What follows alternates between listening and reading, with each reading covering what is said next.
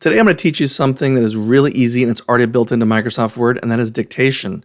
So you can just talk and it will type what you're saying. It's going to save you a lot of time if you're trying to come up with some kind of paper and you don't want to type it out, or maybe just trying to organize your thoughts. To get your voice to text to work, you're going to have a microphone. So make sure you have a microphone plugged in and set up in your computer. If you have a laptop, more than likely you already have a microphone set up and ready to go that's built in. And if not, you just need to go in there and turn it on.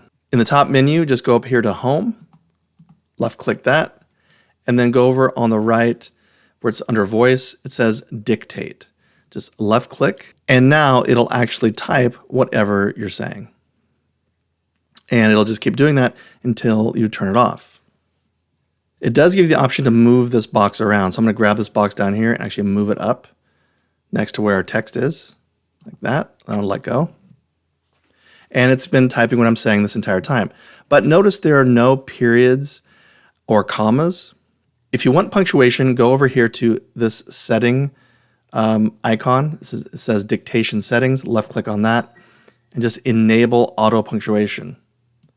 You can also choose a spoken language so it can better recognize what you're saying.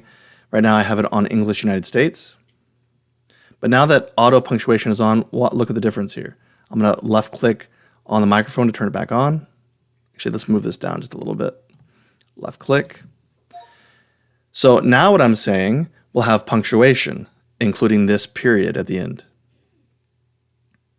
And then this new sentence will start with a capital A and also end with a period. And if you ever need to pause it during your recording, simply left click this microphone, and then now you're in the pause mode. And you can start right back up by left clicking, and then now you're recording. All right, so I hope you've learned something from this and you'll be able to use this in the future. Make sure you like and subscribe this video. When you're ready, move on to the next video in this playlist. This would be a great time to like this video and subscribe to the channel. It's quick, easy, and it's free.